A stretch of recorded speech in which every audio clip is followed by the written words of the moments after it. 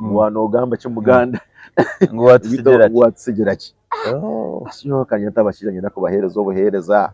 kandi je n'umuturano mwenda you have seen you have been crying now I'm young niza ko bashyikamu jet kintine ideas ndebe kutwatwara stage bagira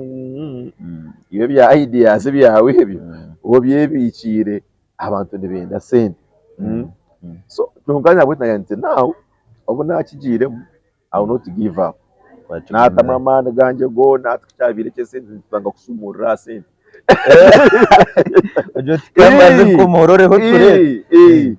ngako noye wazo mu kintu cyona ene competition y'ibyawe yobona byaterera nako gukora and of which nakukibasa onyine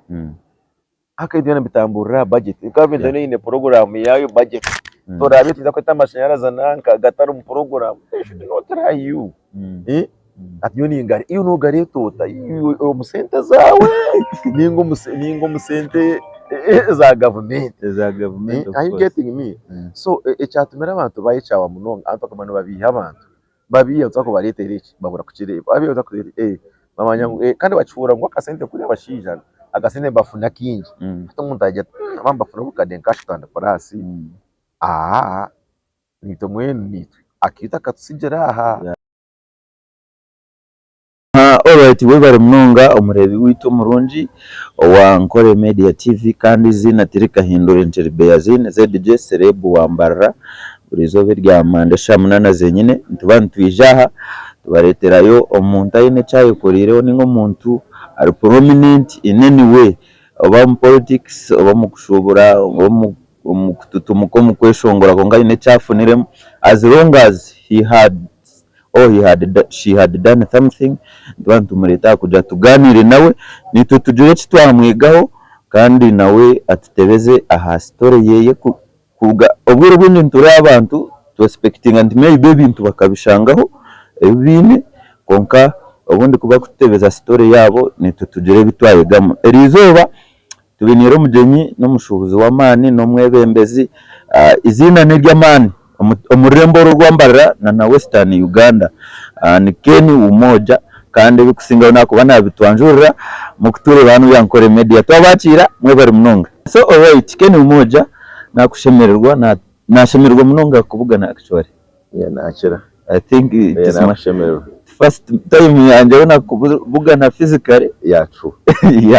tugamba sumu gataka meetingaga ubundi nyontwire ni nkura konka finally nakufuna nakwakira ninkushabora munsi waba kutureba tutandikiraho nyenda ntwara mu gishogo okura munsi yaba kutureba abari ya Nkore Media TV kandi na host Beazin kandi no muzamuna no muramwa mu runjogo kugira ngo abantu bafune information kandi bagire bayega because that's how we run mpora twegera abandi mpora tutamuranye basubye cywanyu gese ngice nayega so ni kusima muno kutanga iki program now it means now Mbarara is growing up yes Ken Umoja takaisiraho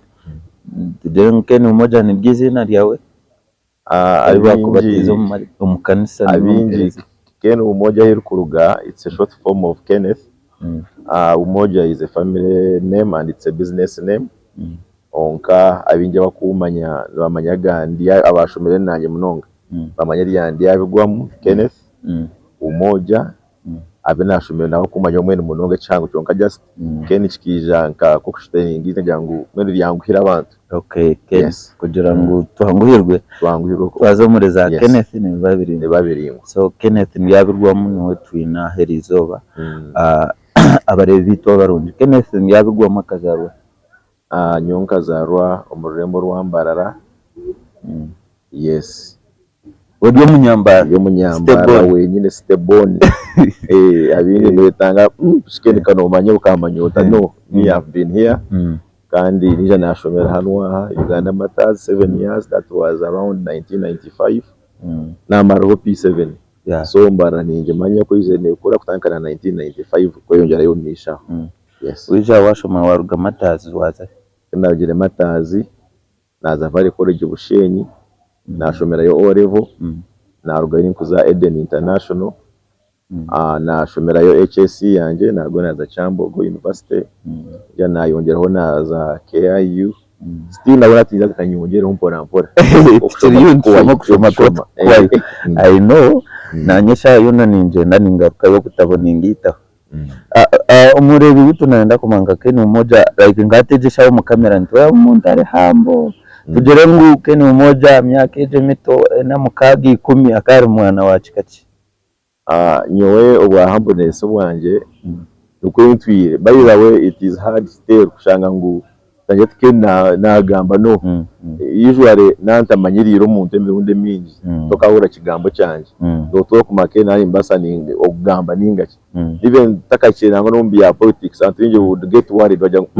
tunka shiyo guy ko takagamba guy you know what was there no god how can you do it so everyone will always doubt me does this guy really speak ningo bdasa giye yagamba so niyo ntwaza yanjye ndo mutwaza mpora ndo wa speed nyingi ndo mutwe bigambo byinji munonga birengine so niyo nko ntwaza yanjye ntuja kwikaturo umuntu ari hambo tagambo ko yagera mu politics kandi abantu akagamba tuja kubandika yo misho so Ken umoja umurebi yanareba status yakuri ya right now ahora yanda kumanya Kenneth background yeye akaruga mu creator ninga akaguriro mu keri kushaki kuza kwika status yitu kumureba hati ekeyina akurire mu tuyabapambanye from day one wareba background yanje kinzara abinje bakumanya abahijana bakora abashabakuru mama nko mushabo mupambana atakupowa nabona still nateshaje nako kangu wachuna pambana nangu akore anyenkamuhurira myaka kinana still ndavuganye nabato ndazo mu business bazo mukajya jonkana ni plan icyo baseje so niyo background y'inakurire so nicyo twakora tureba ko bakora twayego kushubura men twakwa clean fashion kugira ngo tukore ki businesses akwe mironde mingi norebera muzire wawe cyakuba nakorashanga ni waba encourage to men nanye men indi ko bwirobo intekanya kindi banahereze kushoma niyo cyane ikoranye nangu taking so ati edition tukumanya munonga omuside yo kushubura Kyambogo kashoma business Kyambogo ngashoma business admin yes wargoye tinyoka nkore bya nagayo na shoma yo bukoso bundi za KIU public admin so na n'ibindi ati niyo yawe niyo niza impane kujya kushoma aho mbiro bo misho so kuna byo najanti strict ni kushoma nabo still kakindi in my blood by the way it really important in the passion munonga kora was kabiri ibintu bitwaza joining either police or doing business because kurugaka gamba police ninjere nkani important in the passion to serve people that was me na mwana ndije bivuza how come Ken aka na yesimba nchikija kitano niyo kurugombo to mwanye kandi mpura n'inkundo ko yesimba kusavinga abantu so kandi ndeba either what would do for me was either police or ninga nkore business so what I did ngayante now I will start with the business donga kubaho nkafeiringa my plan B was doing was to go for force yes so police serving nganye nipanya nazo mu force serving abantu mwene kandi mpura n'inchikunanye no mukinya munahangwesho so that's aho ansoro kushomoko kira kwejumbero mbintu byo kwesimba yes nkantu niyejumbera mu bintu byo kwesimba urabende Uganda matazo mu primary aho kandi o protect wa environment nje nabo class monitor yo P5 narwo naza fare college still nabona pambana na yesimba umwe byarema byarabamu twagire Eden na flying interview bwa HP but me I was social with everyone at school admin yantera so bajya for to afutekaho na bare torara buriho bare chikanga yesimba ba screening out nacurugaho but when I went to Eden International nangwa abana banchereza even na konvishana baraza no kunyesimba uyande kora na trying ndinyenka chonka admin yajya ogogo warishe y'abantu bindi ngendo bimayite by'amashomero ogutwamo bwa HPR ubwaje umuntu w'abana kandi umuntu w'abantu muri short so nyangwa atogutwamo bwa HP turakora iki banyirukanze so finally an opposed yes administration yarem admin yanga yantera so bagenda ba forcing ngo nje bari mu class yanyu bajya ngo yakore iki abe yasimbe nyo baje banyiya mu kubanyihiremo. By the way, there was something that was very funny that I cannot even forget to say right now. Kubanyihire wantebejo nabirugaho banteka post ndijo I think tinchi gijuka giposte yo bantiro then nabona arabundi ya opposed still mwere bangaruza hansi munonga then izo twamaze kufite uburuna naci banyika ngo na poste ibabire bantiro nayo ngo banyo banteka ndijo ngo nza kuroba no preps even nkabaise what I didn't can misho god me on that day naje kwazo kurushoba ngundi a poste ndijo yatumanya da save kama bware yo grade yanje inkankangiraho na even za fair upate na bustiro nkanyira beninkura mwene nyuka turari organizer ninye bucimwe cyo nakarunka katwaraho cyo watandiko ryo mwebembezo yes nganyishika by the way nkanyine OB wanje who was Jimmy Pounds the rate who died sorry nango twayisimba nangwa na postemwe nkabana bajya ngo ngiyo tora heading Rivers part katwereze keni iyo no kuba MC because you are good at that. Okay, simba post na late Jimmy Pounds na late Jimmy Pounds so they were like late Ken bajya ngo abana bajya ngo iyo Jimmy tsako bwa MC no kubasa ebiye yuko organizing nace birekere Ken. So that's how I've been in that. Then when we went to university still when I was in KIU Kampala branch nkabaho class coordinator obiro tuzaye tukashanga ariho strikes so kata kukiza abantu abana bakakwessimba bakababire bya politics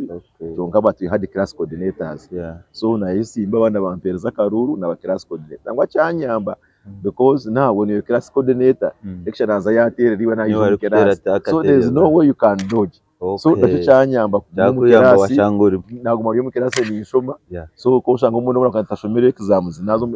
ni mbasikuze nkore because already nkamba nyatendi so cyanyamba kuraba university ni my second class upper I have it okwegamba ho marungi I have it which was a good result actually so tuja twarugayo ntonda kumanya kene umoja kuwa rugereyo ine ideas ibizo kuba mushubuze ningo mu police watandikira nkayo kushubura orumuntu oruga university obota gukora kena rugereyo nti already nagaruka nazo wa muzeyi aduka natanka gukora ho nawe ninkongera kufuna an experience how things they are done then obwiro bwe mobile money zo yazihangire so nkiyanye na idea umuto ya mobile money nagambira omuzeyi no manya muzeyi wade nisima niwa nona nishango mporo bukade bushatu. That was my starting. Kashabangu akore ampore you lend me 3 million I start mobile money azo kandi efuna chiraru ago koshanga ngo you would work at the end of the month basa kufuna nka 1.5 at the end really nkebi hatu byo nebisiskara commission was very high. Yes so na chapa neza ikamyono za munana na yawe za muzeyi nija nazo mugaruza umwe bakija utino nka ka kashi utume mu mpiro bakwerezaho like that. That's how I began. Muzeyi woka mugarurezeye muzeyi nija na mugarurezeye then nagumeza mu ninkora until where I am now. So business ojo omomutawuno ojo otandukota kufuna ba customer oria duka ya muzeyi yesi no hokora but right now you have a big electronic shop nangwe timpango munonga nimpango obo tata ho muno obo ataho mutimpango munonga ne abantu baburisha hona he zakutinisa abantu inga yo muntu waburisha keni umoja keni electronics ni electronic shop eri kumanywa omurembo rwambara kandi being a regional city mbara being a regional city kandi ukashango ine mu business ini izina it means at least ina heri so omuntu naza kuja ku gari ya mobile money uza kushika level cage state itu kureba how did you make it? First of all it's all about being focused and knowing what you want. Ngokuna nagambire nyowe tiyanyine mission ugira nti niza kutry ngo bushubuzi kubura nkiza mani njo yininga police but now bad enough right now imyaka ya polisi bakinyicereza ati polisi ogerengere ati imyaka nagerengere so hatiya bayisangura matine option. The only way is that fighting amuno bakorera nakora ki nagomeza muni ninkora, but it is all about patience. Over patient ugezagezaho umwende byanga. Of course business owners zine challenges na right now inkugambere shahe gitinga kugira nti I'm all that powerful muninga ngo nature man munonga, because business is in ups and downs. Ningira binyi mukareba covid yabi rero amwe ekatutera kimwa hansi imigere mingi munonga tureba ngo katare kasi twaba affected so twafunamu twagaruka mukace nyuma, but mpora you keep on pushing. So tingana ngira umuntu ntingu billion straight forward no kwija utandika izoberi muri bikani bigenda even na no creating aba customers. It is not easy. The language tujya ngo uri nakora business bari abamanta bingi tibine language mutazi kwija nko muduka arebe customer atikatega mutayine sente no mara amanta kwa bine sente nacyara cyako turobaje biri naturally kuko so iyo muntu yayijo muduka yawe aiza kwende kintu iyo muhereze time utakaga muri yasumu kusanga wazifu ukurira no yo ngutyama ukaza kushanga even we nozarawa ukaza kushanga even nakusinga na sente. So it is all about mugezaho ukakira abantu ukagamba mpo kwata abantu mpora no mutima murungi ukaganira n'abantu je, so abantu bazama bakereza ba customers umutaje najya atinaka nagamba je nayakira je kana n'ekindi umutatire mbuyaye umuntu wamuguze kintu mugambira amazima ikintu kizakukora ikiningo yongereho ningareke iki, so without the explaining zakwije umuduko cyo no yende kana itekateka twari iki basa kukora cyo kumutaka sukwemera ukamkwata ukamutomeza ukamekita kitahichere then inchaka itaragaruke ninga najya nagambizi nari bayo kafuno scenarios mu mutawuna izo barumwe no momo tuyina amazina gakushana umutawuno cyangwa ati kusakora gambizi ndikuza gamba go muntu wenyine hati customer agenda gure sumu amugira agenda gure sumu ibamuguza kamuguza sumu fake etari genuine. So what happened gayo gakana amanya ukumbe yagora aduke ndi amazina tushanusa ariko mango nakwawe nakumanya ngo nakwanje ese bamwe babire embuga na chonga gayo ukambese umuntu zawe ushonyuka ninguzo original nyantumwe no manye anyonga kwesumye chupuri ndi aduko cyo gite ngitware kai ongitora mu customer care because twine customer services kana ichiradu kumushamutera aisha into duka kana duka kwanja kijaho agaza kuntera sumu atkanta kureba atukundia duka kandi yanje ata tuweza nkagura handi wachereba so kantara kozerecho you find umuzasa kwitera ba customers na bingi so ni nshaba ngo ninga nimpavura ninga nihiga abantu ngo tugezo tukosa amazima omubiri kwa tukora umushobora kwitu tugambira n'amazima kare antubakirege. We are late because right now business is about competition. Hata abantu babona bagira business birinke byakare, so nanje manyisangu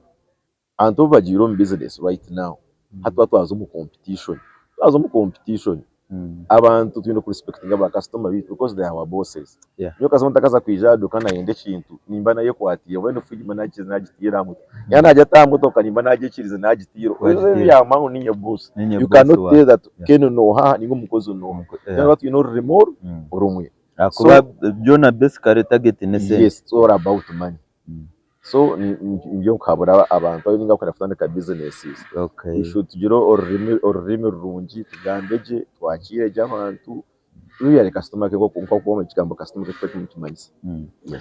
So Ken nyenda tuje tugendere kimwe straight kuwarugayo watandika business ayaka tukaturiyo twareba ukweta bo mu bururu ubutari bwa primary ninga secondary ubwito bwihanga ritu rya Uganda meya eshitekateko cyo kujoti kanye simba ntebeji shija kirugahe iwe kuwabe uryawe kitekateko cyo kirugahe kandi abwenshi kijire kitekateko cyo kwesimba nkanchine kuruga kare okurugombuto bwanje aho kana muzeyi wanje kandi akunda politics right now by the one cancer wa Rubaya. Yes, Mbara district so nkani mporanye ninkunda politics munonga kandi nawe nkana yeraganise on my heart nyonyenga kenyene wadabyo kata kuchimanya mundija kwesimba mbarara tukaturebora hambo ya nkanki no mutwe gwanje ntoba one day ndargonje nyesimbe cyane cyane hakozere bagaruka kwesimba bacero muto aho kwizo tukatwara tukuma ngo ba politician cyo kuba bari bakuru imyaka 5 hata namwe ne yanditi ruzo bakari cyaguranye I don't yes okay to me yes we don't belong in the same category nge ebibina bimwe but chonga if I'm to say the real truth yatumere echo twanchika hicho nyango nyesimbe he was among them because this is the guy that came umuntu yize ari youth cyo takasa kubirira ko ngo umuntu muna yesimba ati na nako bwa MP ati ndo bwa president ashisha if Bob Wine is around 30 something to 40 there nasa kutekateka kwesimba bwa president hashi nokeni why is it ngunize baza naba mukuru msyatano because ito tukakora tukumanya ngo umuntu politician tukatore aba politician bitu bambare barahanwa abarebero ko mwami bonga that was the nickname was the former mayor here yarebero I'm forgetting the names kuko reba ngo nabashija bakuru bahamya bari myaka za 5 and plus so twachi story ngo mutwe gwito ngo kuza kwesimba no kubanza wakora so at the moment kiyizere chatu yambaho when cha opening a mind na wakushetegeza right now in Uganda youth bakajoyinga politics ache kitakabahoga hati yabara in different levels kitakabahoga rize kureba ko wito umwana w'imyaka nkabiri nena naye simba bwa chairman LC ngo kwaza kubabuze shaheje ubona baza kushanga ngo ubona we was inspired by this Bob Wine aba match do tumuche bina kimwe tonka that's the real truth that's how I came and when are you mbararite gikwaje ngo mbenda gukora state mushitanya wako kwenda gukora state nanye kapata karimbasa kutoba nanya kapati kafaga the worst of all actually ndakusubira ito tukanteka mu politics nsa kwija tugambera abantu ideas kapfira bebe tumushomere munonga tugambe ideas twenda gukora ibi tukore iki tubereke tutukiri stronger we are energetic we are ready to do this jonka what happened what I found on the ground it is different. A different story. It is a different story. Namuna kwenda kwesimba kutyoni mba discouraging no but now I'm talking out of experience and the reality akanyowe it me am mchigan for us we always tell people truth that's the way we speak amazima tukagamba ngo namazima kijango iki neci nimata kwenda ngumbiho muntu Una kenanti ine mesha yimyanta guy mbera nimbi because it is normal then kweturika ushanga unokira abantu bona but when you are not that's why I'm always humble. You never understand me obanyine obatinyene that is you that's me and that's my secret so hatiya twizero kana izuru mu karuru nyo with that veganinga na argument niza kuzomba abantu bashobora wanogamba cy'umuganda ngo watsigera ki asiyo kanyata bashiranye nako bahereza obuhereza kandi no muturano mwenda I've seen you have been crying now I'm young niza kubashikamu jet kintine ideas ndebe kutwatwara stage wagira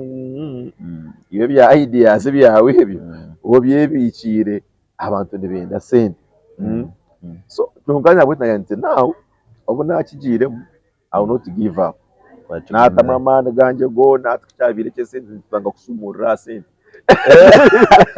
ajo tikamaze ko mororeho ture ko no wazo mu kintu shona ene competition you know ndokore ki no ndaniwe orabe no ndorabe uhangure mu gihe uhangure nako cyanya affecting even in business because abantu akabiyo shanga Kenya taro abura umwe bakutera umushubuzi nani nyenda yuko butive nkabubiri utakanyaka ke kuterera interera banaduka bakwa mu speech ati bazo shobora bazo zagamba kumutera tati wabura nyonagura nahandi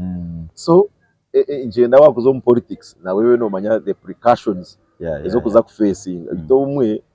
kabiza motoro bato tutakumanya the precautioning takumanya at the end of the day what will come out. So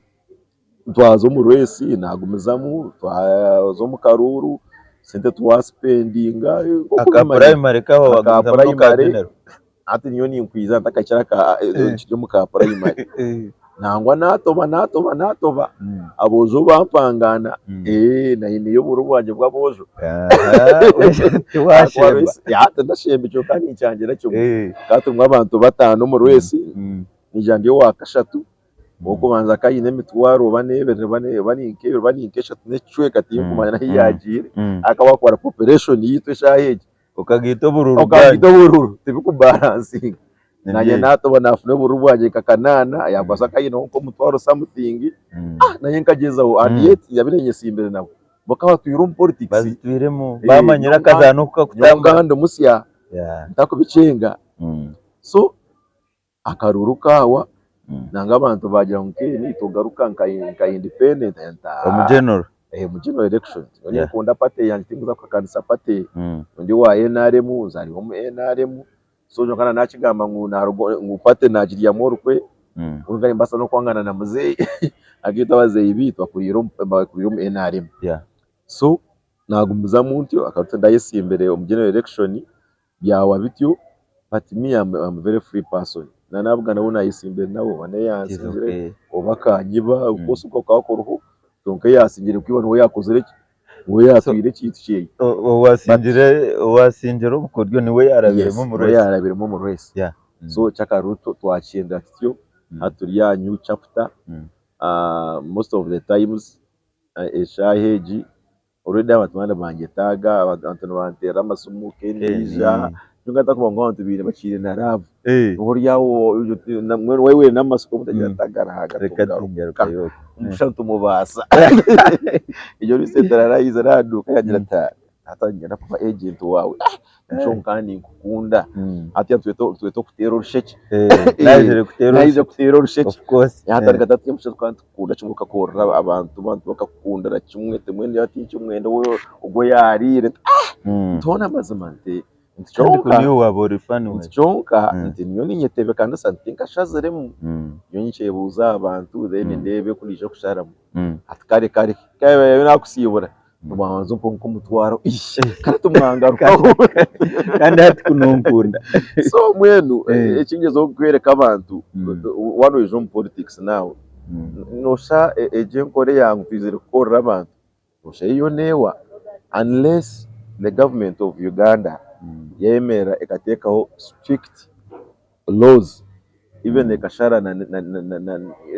now like nka MPs ekashara na sente kazuro waringa hata umuntu because hata amadesha yije bayenu barundi mirumu ndo naja kumatatu ndabe MP niza kuza kuri uruguru kitere namara kukitera nawe yatumera nka sente zenzu barazarabaramu nawe atere binizi yatera arabiro ninga umuntu karabe meya nyenda kwiza kwibera hankore byamaka abantu nabo bakajya hate bakarambagira ngo nwaza watwera hano yayukoragira n'ugende ukore yugende ni uri kumanya byawe namwe nasanga ngo abantu no barara ngo MP ngo arire kasente tumi ninga enerida nyoni ndaka no kwishikira why should even you cry you even akubizanya mukazi bahereza mukazi muyamu bakushaka mukazi yabahereza umushije mpakwi hasha tununuriza ubwa ceshaheze inchira kubandi yamuporera bakunda ano yatinko mabana maza mu politics zawo shangano ogwahine sente nyinji omutazine so ogwahine muni weturahe so I don't know why is that mentality is in people right now ate chabiro munonga anyu byawe yobona byaterera nako gukora and of which takuchibasa onyine akaidana bitambura budget government ine program yayo budget torabe tiza kweta amashanyarazi nanka gatari mu program should not try you atiyoni ngari iyo nugari tota iyo musente zawe ningo musente za government are you getting me so echatumera abantu bayicawa munonga anto kamano babiha abantu babiya tsako baretereke babura kukireba abiyo tsako mamanya kandi bacura ngo akasente kuri abashijana akasene bafuna kingi hata umuntu ajya bambafuna bukade nkashitanda parasi nito mwenu nitwe akita katusigera aha so ejo mentality y'akasente ni heyize then ekindi abamwate bakagereta kugira ngo bagikozese babinga abantu mu politics hata umuntu ushaje waje tugenda kwesimba bwa MP baza bakubarira ngo hata utangiye ine billion nkire nangwa uza kwesimba bwa MP no itaga ka billion 2 wori musiya no spending utari nturira musho tukashoboza busente bintu bikandanga wakasindisa amabara abine subi byo kwija kuza yo nkoko tiwabakanga no cyenda abantu bagambira amazi because a show yawe no it's a reality show so it looks funny washanga ngukeninyiza aha kubiha abantu instead of powering people no to me ingashara mate nikiza let me power people reka twegesa abantu because yes nchina ambition ya politics but right now njitiro on hold but the right time will come one day I think so abantu barago batuchege bitoye tugamba yamutejo ngori yo mwana byaberaga makagari y'amazama so twine gambira abantu no mutaraganya beyazina ko biyeshayeje ubiri wa film bukade bwawo katano bwino mu wallet hata shaje ngo burito mukaruhana bako burira wikemwe ahasiga rushango rya street nyangango ugaruka street wakesi imba yawera mu cyumwe ejo kanye niwo munywani wawe Alberto no mana waka akepe mama so akonje ati bro ati nubwo ko nonda kwesimba bwa LC1 oyene ko hanoye kakaso munsha so ati yako kuritireta niwe njera nti manya eshanyo no bakugira ngo menda kwa karuru kabusha ngo yifueling just to take amajuto mu motoka utambure constituency gitoye tuyesimbiremo nawe speed yo tuhanike hakito twemero kwa tanke mitwara byo mu budget yanje every day usanga gitiro mu wallet utugura mushtage cyetano sigazo nkikomene 5 utanga kwetora ngwaga ngo ari yafusa gahetana usigahetana usanga neza cyamushana event wari na cyamushana Galaxy even are developing na arsas because of that kuzo mu field tuwarya wagera na sente bujanenga hata business yitora umune ya kandi warugayo wasigaho cyetano ndije ashigahwasha asigahashatu kose nakazano ka competition no kutahedano yata 10 ningabi abantu batera cyumwe ngaro hata shaje so cy'abantu bita kibine ubebembezi bakabuteka revo yo kureba ekupimenshaho yawe hato yemeriro tumushaho hata inshaho yawe yanegenete ne burabura muke yake ne tariki eriyo mu 50% hata nabagena no go wari mu 80% go katumureke go gutwamutera nasa kutwanguhira akaturetere iki nasa kutwayo 10 so nibiyebyo niyegembera yes this is reality what I'm talking about right now so utakweka kasomo baziro gwempare yawe shaye kanya ngoro kuba kugamba it is not good because ideas zawe abantu kwenda kumanya ideas zawe people got disappointed bafuna heartbreaks ombebe embezi oba ujana ideas kushanachi yotine sente nka support biziraho no biha tokuza kuzayo niyo Uganda iturimesha hiki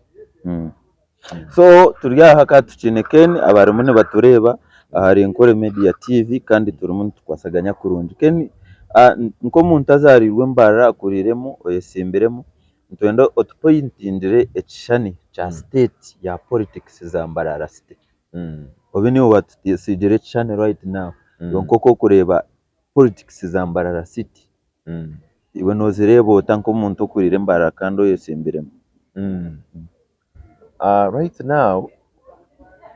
abembezi twano bareba of course atwaja kutuzo mportrensa ngo naza kwa nazara ine yaba politicians abitwine shahezi yo ningira ngo this time around okubaganisa mu Mbarara tukafuna state kitwanguhizaho obereza gwahika abantu hi kushana karasta bitayo tugiswa other districts so atisha jonje twereza kumanya ukareba MP na akora hata no hariyo MP ukareba Togo nabasa kora so yo ningira ngo this time around abanyambara tabararonzere kubi wano oreba nko mukazi honorable bita bwahika uriyare ebyakora nywe yo kareba nazo musakozi nahereza LCs bane mutwara 5 na kwatera ubongeremu like actually nkani ndeba niwe ari kutandika izo SACCOs nabateramo initial capital ningira this time around turebera ba MP atakareba hago murayifite yes katwine bawe n'ibyanyuma they would go in parliament and they talk tunka waza koronda enyuma what is there wambuza what did you leave on ground yes numugambe bakaba yabagambe barungi azo parliament agamba and point bazura but now the legacy what did you leave there abantu basigire naki and I think Rita she's trying to do that wareba umwami mpaka nawe byayo nakorra abantu eshayeje honestly nore ngo abashija bayone bakorra kimwe okoko munose okwetinko bicenga munonga okwetingo ndakutaye muno kujya umusawo nore nyuntu yiro umusawo so ningo ndakuforera side yanje yitwa ina kujimanya yenyine yes so nore ngo abantu ayo bagezo kujya ngo bakorra abantu so ningira ngo right now for sure abanyambara tabarazanirezara departments birezo nagambera ezo naija ni kugenda henderamu of course then tuyashuma mpora of course za divisions timpamya ngo tire cyamani bakoze roho kugira ngo kirebwe noma zikirinsya and na funding and expectation to tekateka how a city should be tanga right now if you want to just to and you in the city and kanu twara abantu bingi muno ukashanga ngo ishaye gitaroho solution twazabaye toranya metanga icyo kwereka ngo funding zikirinche donc we are hoping for the best in future cyonka abembezi bitu injango at least they have tried iwareba washanga webeza ati ngampaka havuro isini mu bidruita umwe bija kunu y'abanywanira abanyambara jona ba muzigiti kureba ka MP na itaba MPs basubunga miliyoni ka 10 so nureba ngo at least acho yende bongera rimbara recently ndio kwa mukoro hariho mpaka ogogo gwirwa reriba Rujara Health Center 3 Health Center for Nyakayojo so erandebire bakuza kuto a broke multi-purpose hall so should we say kujanti twagenda ryaba bo kumanya mpaka and Rita hine change ya manager on politics zambara no mubembezi bambara aha bwaba abantu babiri ninga wano rating aje iwe nkoko kuzire no rabembeza abandi vision baba ba MP ba n'abandi how do you rate them to those former leaders? First of all no mambara recently ritatakajireho kati no mukazi wakumweta kajungu nako akayine umwanyamahanga munuga kana akwata na za rwampara namwe n'abanyambara bara umukazo tukamureba huga natna yari twahare basujya ngo ubona shunu wogu abingi tubakumumanya so icyari serecho noreba ubwirobwe mbarake gisibweho other districts koshanga MP yo munatwaro ecanga chango acho yarika rwampa yazagaraka mbaraba yaro imotoka yafire atwaza ko zashwamba so usanga MP bamuronda vura so ninyirangu ekibaza kusima government byangu ya mbere yasharasharamu batanga kureba burungi bwa ba MP batanga kureba ba Rita na performing ukigiro utimu ureba Rita ryo mu parliament ryo mu kazi witwa kitambara ore yibuso mukono yahagamba so byotere mpaka ati atari ya komite reports na zereta nane bikore byo niyo mbagambe by'abashuma nakibyona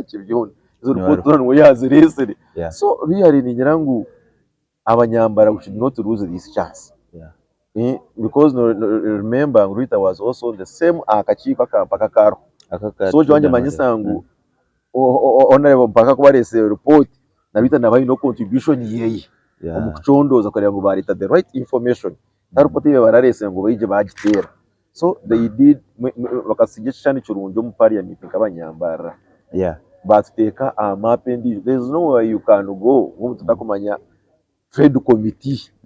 yaberho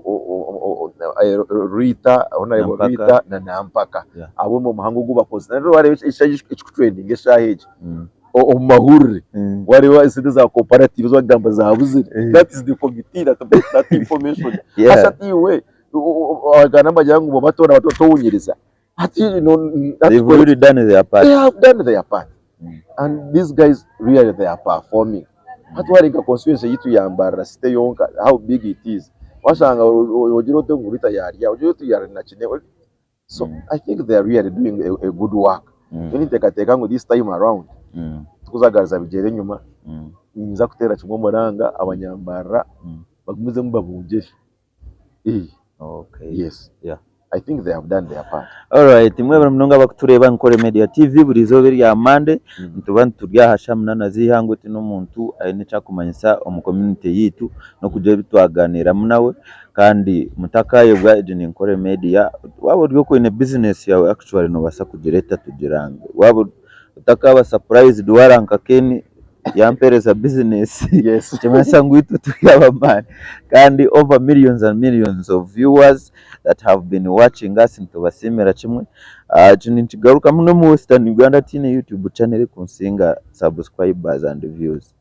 to be open and kandi ninyongera kubijusya one Oshoma t-shirt yanje. This is made in Mbarara. We are coming back big and better. Just get ready for us. Your big party is coming back again. And Ken tukwendera, I would wish to have your final remarks to our viewers, banywane bawe na n'abanyambara okutwarizamu. Yes. Webare omwami Beyazin ku hostinga kandi nyene ngumizo monyete because aruri ntuzaguma tu passion yanje niwe nyene nyenda passion yo kujya mu ngese abantu because kintu mu mutima gwanje I feel as Ken kandi ngaruke nyina ntwara umugisha nsimebona abakuhagira Nkore Media TV abakugiremera utakugirugaho nanye the fan wawe I've always I know there. I always watch every content na kano hostinga ingira ngo you are doing a good job in Mbarara kandi ntekateka ngo abandi nabo baza kwegera ho bihango. So reka ntware mbasibore ubwire kuri twawino bwiro buntu agakora kitwe of course ubwire bwe ntuza kubufuna kandi ntugumane kutayayira. Ninja producer wanje Asmani nakunyitereza tuje tukushanga naduka ko mukashesho takagize ba clients ibindi. It is all right. Tuje tuganirereho naho kandi hona utari kikurema kare mwe bare kutureba blessings mukama nakora. This is Nkore Media. Feel Nkore.